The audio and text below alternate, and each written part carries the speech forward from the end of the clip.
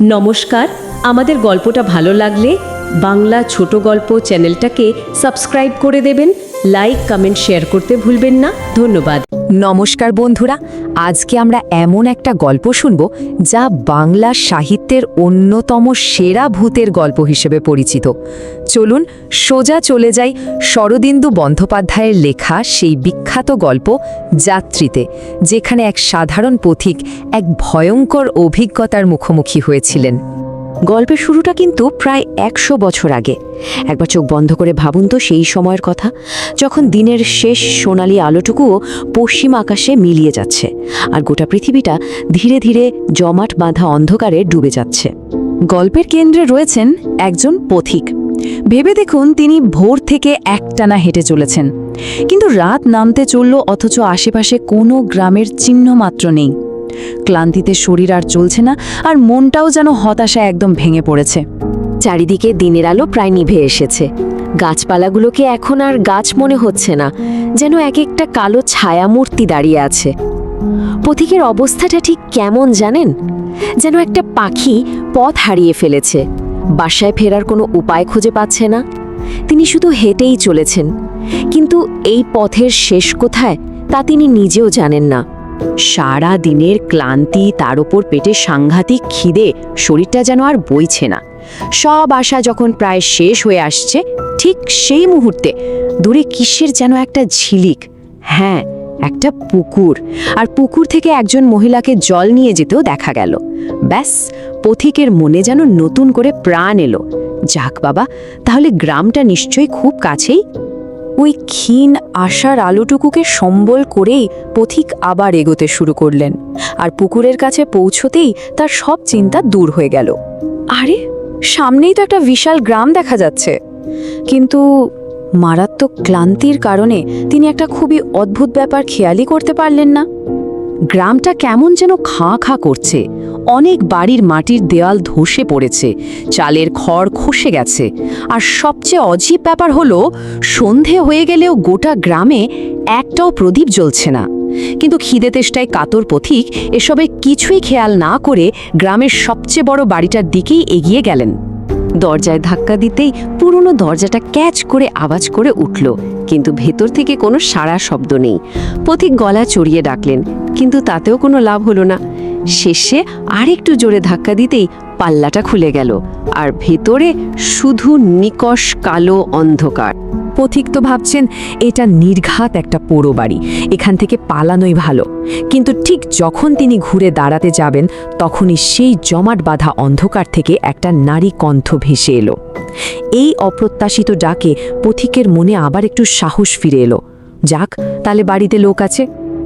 একটু পরেই এক নারী মূর্তি সামনে এসে দাঁড়ালো, কিন্তু তার মুখটা ঘোমটায় পুরোপুরি ঢাকা।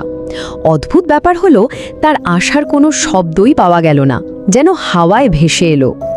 এই রহস্যময়ী মহিলাই পথিককে ভেতরে আসতে বললেন। পথিককে দাওয়ায় বসিয়ে মহিলাটি ভেতরে চলে গেলেন। কিছুক্ষণ পর নিঃশব্দে ফিরে এসে তার সামনে ভাতের থালা রাখলেন, কিন্তু এত অন্ধকার যে থালাতে কি খাবার আছে সেটাই দেখা যাচ্ছে না। তাই পথিক একটা বাতির জন্য অনুরোধ করলেন। এই উত্তরটা শুনে পথিকের বুকের ভেতরটা ছ্যাঁত করে উঠল। একটা গোটা বাড়িতে প্রদীপ জ্বালানোর মতো সামান্য তেলটুকুও নেই, এটা কেমন কথা? ভয়ে ভয়েই তিনি খেতে শুরু করলেন, কিন্তু কি খাচ্ছেন তার স্বাদ কিছুই পাচ্ছিলেন না। এই অস্বস্তিকর পরিবেশটা হালকা করার জন্য পথিক জিজ্ঞেস করলেন, আচ্ছা, এই গ্রামটার নাম কি? উত্তর এলো, বীরগা। নামটা শোনার সাথে সাথে পথিকের শিরদাঁড়া দিয়ে একটা ঠান্ডা স্রোত বয়ে গেল। তার স্পষ্ট মনে পড়ল, এই বীরগা গ্রাম তো 5 বছর আগে প্লেগের মহামারীতে উজাড় হয়ে গিয়েছিল। লোকে বলে এই গ্রামে এখন আর কেউ থাকে না। পথিক যখন ভয়ে কাঁপতে কাঁপতে পালানোর কথা ভাবছেন, ঠিক তখনই সেই নারী মূর্তি বলে উঠল, শুধু নুন দিয়ে পান্তা ভাত কি করে খাবে? দাঁড়াও, গাছ থেকে একটা লেবু পেড়ে দিই। আর তারপরেই সেই অসম্ভব অবিশ্বাস্য ঘটনাটা ঘটল। পথিক দেখলেন মহিলার একটা হাত লম্বা হতে হতে তার কাঁধের পাশ দিয়ে বেরিয়ে গেল, আর প্রায় 20 হাত দূরের গাছ থেকে একটা লেবু ছিঁড়ে নিয়ে চোখের পলকে আবার আগের মতো হয়ে গেল। বাবা গো বলে এক চিৎকার করে পথিক দাওয়া থেকে লাফিয়ে পড়লেন। নিজের জিনিসপত্র, লাঠি সব ফেলে রেখে তিনি দিকবিদিক জ্ঞানশূন্য হয়ে দৌড় লাগালেন। তার শুধু মনে হচ্ছে ওই লম্বা হাতটা এক্ষুনি এসে তার গলাটা চেপে ধরবে। সেই ভুতুড়ে গ্রামের ভাঙাচোরা অন্ধকার বাড়িগুলোর পাশ দিয়ে তিনি তখন পাগলের মতো ছুটছেন। কতবার যে হোঁচট খেয়ে পড়ছেন আবার উঠছেন তার কোনো হিসেব নেই। তার মাথায় তখন একটাই চিন্তা, যে করে হোক এই শ্মশানপুরী থেকে বের হতে হবে। গ্রামটা পেরিয়ে একটা ফাঁকা মাঠে এসে তিনি প্রায় অজ্ঞান হয়ে পড়ে গেলেন। কিছুক্ষণ পর জ্ঞান ফিরতে তিনি দূরে মানুষের গলার আওয়াজ শুনতে পেলেন। যাক, তাহলে আশেপাশে লোক আছে, এই ভেবে তিনি সেই আওয়াজটা লক্ষ্য করে এগোতে লাগলেন। কিন্তু তিনি খেয়ালই করলেন না যে রাস্তাটা ক্রমশ নিচু হয়ে একটা স্যাঁতস্যাঁতে জলাভূমির দিকে নেমে যাচ্ছে। আর ঠিক তখনই তিনি সামনে একটা অদ্ভুত আলোর বল দেখলেন, যা মাটি থেকে একটু ওপরে দুলছে। এটাকে বলে আলেয়া, যা সাধারণত জলা বা শ্মশানের ধারে দেখা যায়।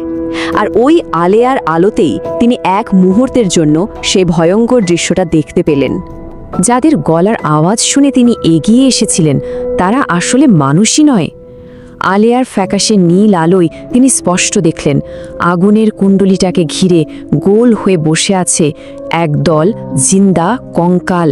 তাদের শরীরে এক টুকরো মাংসও নেই। এই দৃশ্যটা দেখার পর পথিকের গলা দিয়ে আর কোনো আওয়াজ বেরোলো না। তিনি পেছনে ঘোরার চেষ্টা করতেই তার জামাটা একটা বাবলা গাছের কাঁটায় আটকে গেল। তার মনে হলো কেউ যেন তাকে পেছন থেকে টেনে ধরেছে। আর তারপরে তিনি জ্ঞান হারালেন। যখন জ্ঞান ফিরল তখন একটা অদ্ভুত জিনিস ঘটল। তিনি দেখলেন তিনিও সেই কঙ্কালদের সাথেই আগুনের পাশে বসে আছেন। কিন্তু আশ্চর্যের ব্যাপার হলো তার মনে আর একটুও ভয় নেই, বরং তিনি খুব স্বাভাবিকভাবে নড়ে চড়ে বসলেন। আর তার হাড়গুলো থেকে খটখট করে একটা শব্দ হলো। তার পাশে বসা কঙ্কালটা ভাঙা গলায় তাকে জিজ্ঞেস করল। পথিক প্রথমে কিছুই বুঝতে পারলেন না, তার আগের সব স্মৃতি যেন ধোঁয়াশা হয়ে গেছে। কিন্তু ঠিক তখনই দূরে একটা বাবলা ঝোপের দিকে তার চোখ চলে গেল। সেই ঝোপের নিচে তিনি নিজেরই মৃতদেহটা পড়ে থাকতে দেখলেন। ঘাড়টা একদিকে কাঁধ হয়ে আছে, শরীরটা একেবারে নিথর। আর তখনই তিনি সবটা বুঝতে পারলেন, তিনি আর বেঁচে নেই, তিনি এখন তাদেরই একজন। তিনি যখন চুপচাপ কঙ্কালদের দলে বসে আছেন তখন অন্যেরা তাকে বলল, আরে তোমার নিজের কঙ্কাল তৈরি হতে তো এখনো অনেক সময় লাগবে। যতদিন না শরীরের মাংস পচে গিয়ে হাড় বেরিয়ে আসছে ততদিন না হয় অন্যের কঙ্কাল ধার করেই কাজ চালাও। এই বলে সবাই মিলে খটখট করে হেসে উঠল। গল্পটা এখানেই শেষ, কিন্তু একটা প্রশ্ন তো থেকেই যায়, তাই না? যদি পথিকের এই পরিণতি হয়ে থাকে তাহলে এই গল্পটা আমাদের শোনাচ্ছে কে, বাকি এই প্রশ্নটা আপনাদের ভাবনার জন্য রইল। ভিডিওটি ভালো লাগলে চ্যানেলটা সাবস্ক্রাইব করে দেবেন, লাইক, কমেন্ট, শেয়ার করতে ভুলবেন না। ধন্যবাদ।